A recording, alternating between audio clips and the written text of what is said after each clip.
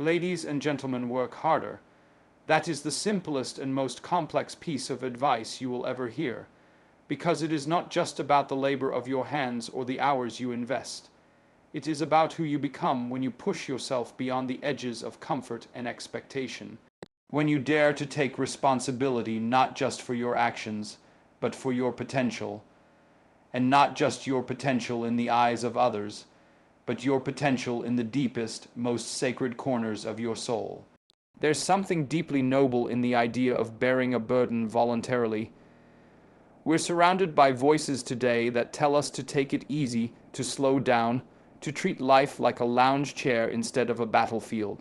But what those voices forget, what they often conveniently ignore, is that meaning itself is not found in ease.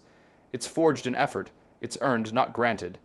Meaning is found in the moments where you keep moving forward, even though everything in you begs you to quit. Work harder, not because someone told you to, not even because the world demands it. Work harder because your future self is counting on you to rise. We are all standing on the edge of something. Some of us stand on the edge of greatness, some on the edge of despair. But the edge remains the same. The difference is what you do when you're there. Do you step back and hide? Or do you dig deep and build the strength to leap into the unknown? Working harder is not about being better than the next person. It's about being better than the person you were yesterday. It's about fighting against the gravity that pulls you into mediocrity and choosing every single day to reach for something higher. You see, effort is not just a physical act. It's psychological, it's moral, it's spiritual. When you decide to work harder, you engage with the chaos of life in a structured way. You don't run from responsibility, you seek it, and the paradox is this: by carrying the heaviest load you can bear, you make life more bearable. When you work harder, you impose order where there is disorder. You create light in places that were previously consumed by darkness. You become the kind of person others can count on, not because you pretend to be strong, but because you have cultivated that strength in silence, through discipline, sacrifice, and relentless commitment. Let me tell you something most people are too afraid to say. Life is suffering. It's not a popular message, but it's true. Life is difficulty, disappointment, heartbreak, and pain. And if you're not ready to face that, if you're not willing to confront it head on, it will crush you. But if you are ready, if you're willing to take that suffering and respond with courage, integrity, and discipline, then suffering becomes the catalyst for greatness. You don't rise despite it, you rise because of it. You want to know the truth. The world doesn't owe you anything. It doesn't owe you happiness or wealth or validation. What it does offer, what it lays before you, is the opportunity to build something, to shape yourself into someone who earns respect. And that opportunity is found in the work, in the sweat, in the repetition. You're not just building a career, a bank account, or a body. You're building a character. And that character will be tested again and again in ways you never expect. So you better make sure it's forged in something deeper than comfort. You better make sure it's forged in discipline. Working harder doesn't mean losing yourself in busyness for the sake of appearances. It means aligning your effort with something meaningful. It means pursuing the things that matter, even when they're difficult, especially when they're difficult. It means choosing the uphill path over the easy one, because you know the view from the top is worth the climb. And let me be clear, there is no shortcut. There is no fast track to mastery, no easy way to build a legacy. You can try to cheat the grind, but eventually it shows. Weakness leaks out of the cracks you tried to hide. Excuses begin to stack up like bricks, and before you know it, you've built a prison around yourself, a prison of regret. The only way to escape that is to work, and not just work, but work with intensity, with precision, with an eye toward the future, and a heart grounded in truth. You are capable of far more than you know, but capability means nothing without commitment. Talent will fail you if it is not sharpened by effort. Intelligence will betray you if it is not directed by discipline. Even passion, that sacred fire, will burn out if you do not feed it with consistent, focused, difficult work. So work harder, wake up earlier, train longer, study more, listen carefully, Speak truthfully. Accept responsibility, and above all, never lie to yourself about the price of success. It is high and it is constant, but it is worth it. You will be tempted to look for easier paths. You will be tempted to compromise, to settle, to adjust your vision downwards so that you don't feel the pain of falling short. But that pain, that frustration, that discomfort isn't something to avoid. It's the forge. It's the pressure that sharpens your soul. And if you run from it, you'll remain dull. But if you endure it, if you lean into it, if you embrace the fire, you'll come out unbreakable. Working harder isn't just about external results. It's about internal transformation. It's about becoming the person who can stand in the storm and not flinch. The person who can carry the weight and still speak with kindness. The person who builds a life so grounded in truth and work ethic that nothing, not loss, not fear, not failure, can take it away. And here's the thing about working harder. Once you begin, truly begin, you stop seeing obstacles as threats. You start seeing them as tests. You stop fearing the climb and start respecting it, because the climb is where you become strong. The climb is where you earn your worth. The climb is where you discover who you really are. This journey, this disciplined, demanding, sometimes devastating path is not for the faint of heart. But if you stay on it, if you commit, if you show up every day and give your best, something incredible happens. You don't just change your life. You begin to change the lives of those around you. You become an example, a leader, a lighthouse in a dark world. But you don't get there by coasting. You get there by working harder than you ever thought possible. You get there by demanding more from yourself than anyone else would dare to. You get there by telling the truth, by honoring your word, and by facing each day with the determination to leave it better than you found it. People often ask what the secret is. The secret is that there is no secret. The secret is showing up. The secret is doing the work when it's boring, when it's lonely, when no one is watching. The secret is fighting through the failure, through the setbacks, through the fear. The secret is that you already have what you need. It's buried beneath your excuses, under your distractions, and behind your doubts. Dig, work, find it, let others quit.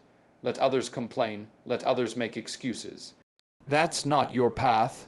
Your path is steep, it's narrow, and it's demanding, but it leads somewhere real, somewhere worth going. Don't envy those who took the shortcut. Pity them. They'll never know what it means to earn something with their whole soul. They'll never know the quiet pride of a day well spent in honest labor. They'll never know the power of a man or woman who chose to become more, not because they had to, but because they could. You can rest when your work is done. But until then, rise, stand, fight, work harder.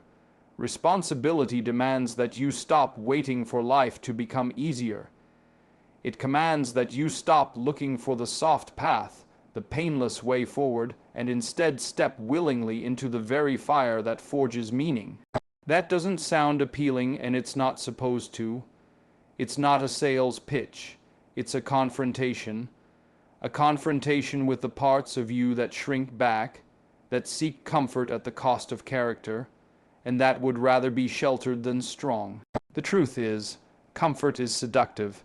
It makes you believe that you're safe, that you're free, but it's a lie. The longer you sit in it, the weaker you become.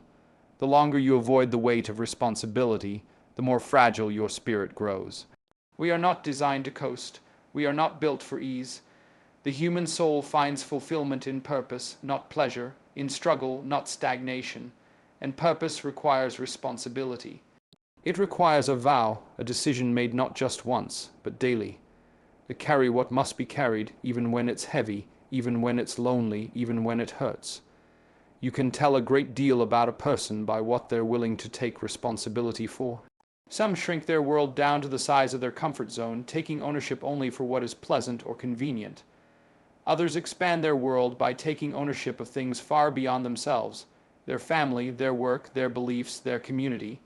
And when they do that, they grow, they become something more than they were. People want to be proud of themselves, but they don't want the cost that comes with it. You want self-respect, earn it, carry something difficult, face something terrifying, accept a burden that doesn't even seem fair, and bear it without complaint. That's where pride is born. Not the shallow kind that comes from winning a game or getting a promotion, but the deep kind. The kind that can't be shaken because you know what you endured to possess it. There is no pride in comfort. Comfort is a trap. It keeps you passive. It tells you that struggle is unnecessary, that life should adapt to you, but it won't. Life is not soft. It is unrelenting. The only way to stand tall in it is to become harder, stronger, more grounded. And that happens through responsibility. People avoid responsibility because they're afraid of failure. They fear that if they try and fall short, they'll be judged, rejected, humiliated. But what they don't see is that the avoidance is already a kind of failure. It's just invisible. It eats at you slowly. You don't see the consequences right away, but they're there. In the mirror, in your relationships, in your unrealized potential. When you refuse to take responsibility, you sentence yourself to a life of resentment and regret. Responsibility is not a burden in the negative sense. It's a path. It's the structure that allows you to rise above your circumstances, and the weight of it is what gives you leverage. Without weight, you drift. With it, you gain strength. This is the hard truth. No one is coming to save you. No one is going to hand you the life you want. No one is going to carry your pain, your guilt, your uncertainty. That's your job. And it's a sacred one. You weren't born just to consume, to chase dopamine, to be endlessly entertained. You were born with the potential to stand up and take on a portion of the world's suffering, and by doing so, to become someone formidable. But you only tap into that potential when you stop prioritizing comfort and start choosing responsibility. Look around at the people who live meaningful lives. They are not the ones who avoided responsibility. They are the ones who ran toward it. They are the mothers who chose to raise their children with intention and care, even when they were exhausted. They are the workers who showed up every day with discipline, not because it was easy, but because it was right. They are the men and women who kept their word, who stayed loyal, who sacrificed for something greater than themselves. They are not perfect. They are not always happy, but they are strong, and strength matters. You don't become strong by waiting for things to go your way. You become strong by standing your ground when they don't, and that stance is rooted in responsibility. It's the decision to be the person who doesn't run when things get hard, to be the one who says, yes, I will carry this. Yes, I will take this on. Yes, I will stand here until the job is done. That person earns self-respect. That person becomes a pillar in their family, in their community, in the world. Responsibility clarifies life. It cuts through the noise. When you commit to something meaningful, when you say, this is mine to carry, you stop wasting time. You stop blaming others. You stop waiting for the perfect conditions. You act, you show up. You become someone people can rely on, and more importantly, someone you can rely on, because you've seen yourself do hard things. You've watched yourself struggle and not give up. That memory becomes your foundation. It becomes the evidence that you are capable of more than you think. People often ask how to build confidence. Here's how: take responsibility, not in theory, in practice. Stop waiting for your emotions to align. Take action before you feel ready. You'll never feel ready. You'll never feel completely prepared. But the moment you take on responsibility, you give yourself something solid to stand on. Every time you fulfill a duty, you stack another brick in the foundation of your identity, and over time that structure becomes immovable. It becomes something no setback can shake, because it's rooted in the daily grind of meaningful work. There's a moment in every person's life when they realize that the comfort they've built around themselves is a cage, and that the only way out is through responsibility, through stepping up and saying, I will do what must be done, not because it's easy, not because it guarantees success, but because it's right. That's the core of a meaningful life. Not the avoidance of pain, but the willingness to face it with purpose. Responsibility isn't glamorous. It won't make you feel good right away. It's often quiet, thankless, even unnoticed. But it transforms you. Every time you choose it, you become a little more stable, a little more grounded. You become someone who doesn't flinch when life gets hard. Someone who others look to when things fall apart. That is a kind of power no amount of comfort can ever offer. It's tempting to think the goal in life is to be happy, but happiness is fleeting. It's shallow. What you want is something deeper. What you want is meaning, and meaning comes from responsibility, from building, protecting, serving, from knowing that your life is contributing to something beyond your own pleasure. That's where the deepest joy is found, not in ease, but in effort, not in freedom from burden, but in the noble act of bearing it. You have more in you than you know. You were made for more than consumption, more than ease, more than avoidance. But you'll never discover that if you keep choosing comfort. You'll only discover it when you stand up, face what frightens you, and say, "This is my task, this is my load, I will carry it." That is where growth begins. That is where the human spirit reveals its true power. And that is where you'll find the kind of life you were truly meant to live. Effort is not just about getting things done or checking boxes on a list. It is a moral act, a statement of character, a declaration of what you believe to be right and worth doing. It reveals your orientation toward the world. It exposes whether you are walking forward in truth or collapsing into the comfort of avoidance. When you give your full effort to something meaningful, you aren't simply being productive. You are engaging in an ethical battle against apathy, against the decay of your own soul, and against the suffering of the world that creeps into every corner where people stop trying. Effort, therefore, becomes a signal, not to others, but to yourself, that you have chosen to act when it was easier not to push when you could have coasted, to stand up when no one was watching and say, "This matters, and I will give it everything I have." You can't fake effort. You might fake results for a while, you might create the illusion of achievement, but effort is different. Effort leaves traces on your body, in your voice, in your soul. It transforms you, and the absence of effort leaves traces too. It leads to slow decay. You begin to see it in your posture, in your speech, in your diminishing capacity for discipline. You know, deep down, when you have held back, when you've played small, when you've done just enough to get by. That knowledge doesn't fade, it festers, it eats at your pride. It robs you of the kind of confidence that can only be earned through pushing beyond your limits. Effort matters because it's honest. It doesn't depend on outcomes, which are often outside your control. You can do everything right and still fall short. But if you gave your full effort, you walk away with your head high. That's the moral power of effort. It frees you from the tyranny of results and aligns you instead with something deeper. The pursuit of excellence, the discipline of integrity, the dignity of struggle. To give your best when it would be easy not to is to make a moral choice to live well rather than comfortably. There's something deeply destructive about doing less than you are capable of. It corrodes your self-image. It dulls your ambition. It turns your mind against you, because even if others don't see it, you do. You know when you've cheated. You know when you've cut corners, and that internal voice is not easily silenced. Over time, if ignored, it becomes bitterness. You begin to resent those who strive. You start believing that effort is naive, that excellence is a scam, and that integrity is for fools. But that's not the truth. That's the story you tell yourself to escape the responsibility of effort. It's a story that protects your ego at the cost of your potential. Every day, you are presented with hundreds of micro decisions. Each one is a chance to choose effort or ease, discipline or delay, excellence or mediocrity. And every time you choose effort, even in small things, you affirm a vision of yourself that is strong, capable, and courageous. It builds on itself.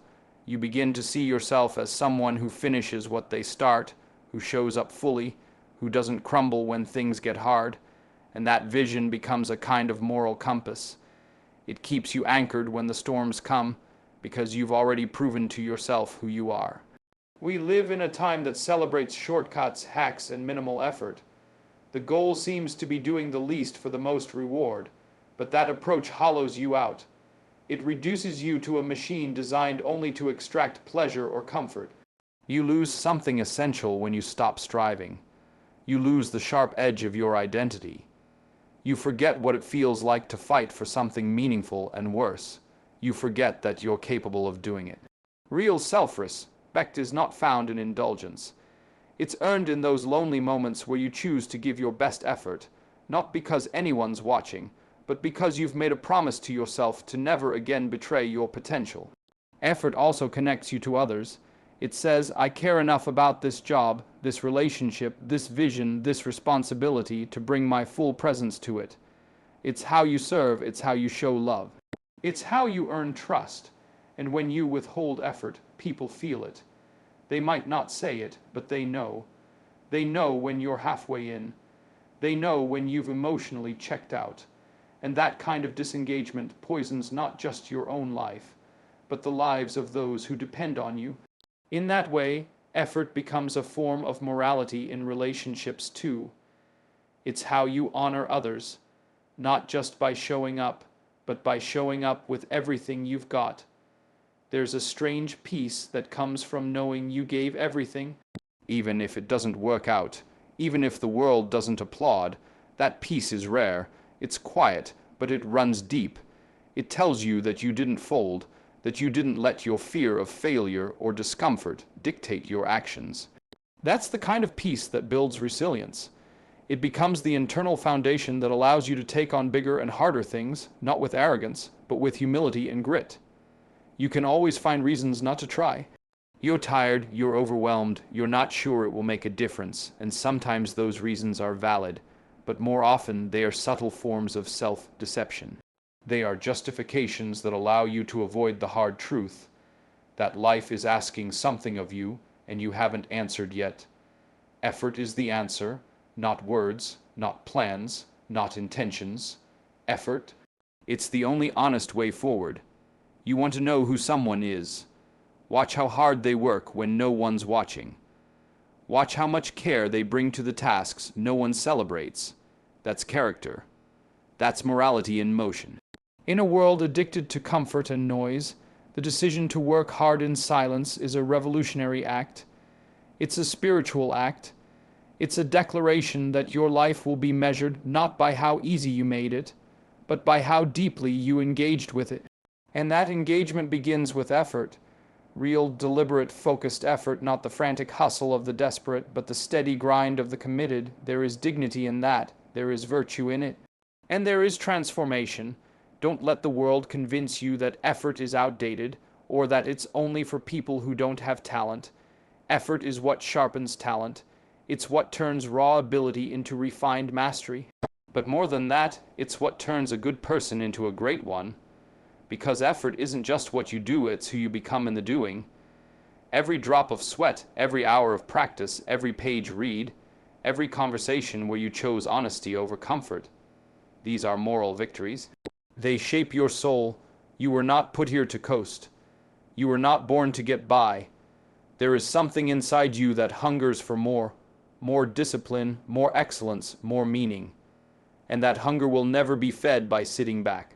It will only be fed by the steady, daily choice to put forth your full effort, to give yourself fully to something that matters, and to do it not because it's easy or fun, but because it's right, because it's good, because it's what you owe yourself and the world, and the potential that still waits inside you to be unleashed. There are no shortcuts, and deep down, you already know that. Every time you look for one, every time you hope that maybe just this once, the rules of effort and persistence won't apply, you betray that small voice inside you that already understands the price of greatness. There's something in you that resents the lie, even while you're tempted by it. That lie whispers about easy victories, fast results, overnight success, but it's never real, it's never lasting. The people who chase shortcuts never become strong because they never face what's necessary to develop strength. They may win for a moment, but the win doesn't change them. It doesn't fortify their character. It doesn't last when things fall apart, and things always fall apart. Nothing meaningful is built on ease. The illusion of rapid progress is seductive, but it comes with a cost. Your discipline, your confidence, your identity. You don't grow by skipping the hard part. You grow by going through it, painfully, slowly, fully. You grow when you do the boring work, the repetitive drills, the 1,000 small efforts no one sees. You grow when you fail and don't quit. When you're humiliated and still show up. When you're exhausted but push anyway. That's where the foundation is laid. That's where the kind of person you want to be is carved out of the chaos. There's a reason why true mastery is rare. It's because most people won't endure the process. They want the result without the path.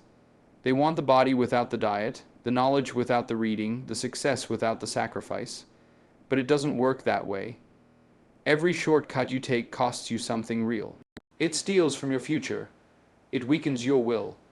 It convinces you that discomfort is to be avoided rather than confronted. And once you adopt that mindset, you've already lost. The world doesn't care how talented you are. It doesn't care how many dreams you have. It responds to effort. It respects persistence. It rewards the ones who didn't look for the easy way, but built themselves step by step, layer by layer. You can't outsource the grind. You can't delegate your development. You can't download discipline. No mentor, no course, no book. Not even the best one can do the work for you. Tools can help, guidance matters, but in the end, it's you and the task. You and the early mornings, you and the late nights, you and the discomfort. And if you run from that, you run from everything that could have made you great. The problem is that we live in a world that glorifies speed. We celebrate the result but ignore the process. So people spend their lives chasing highlights, comparing themselves to others who seem further ahead, thinking that they're behind because they didn't find the secret.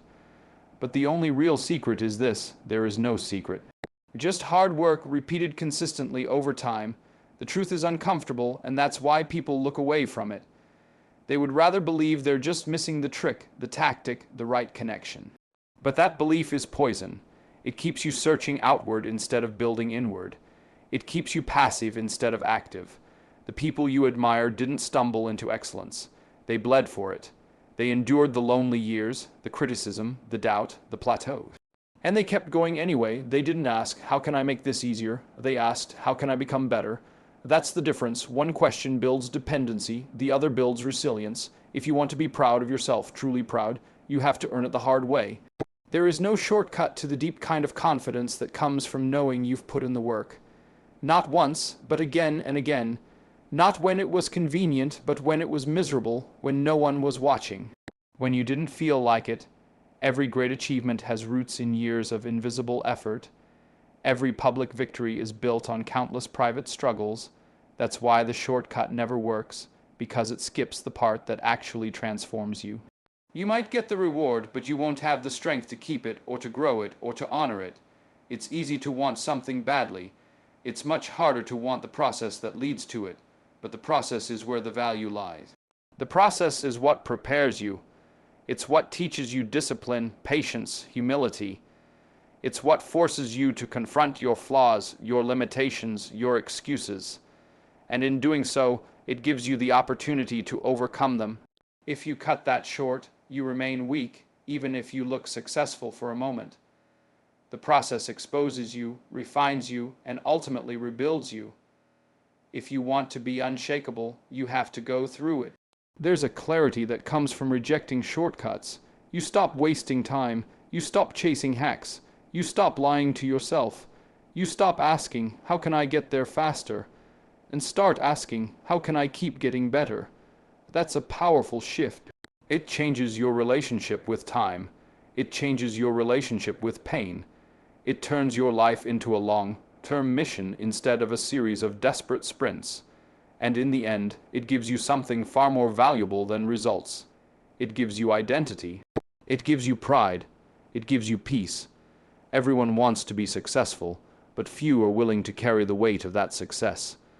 Everyone wants to rise, but few are willing to climb. Climbing is hard. It's slow, it's painful, but it's the only way. You can't fly to the top. You can't leap over the middle.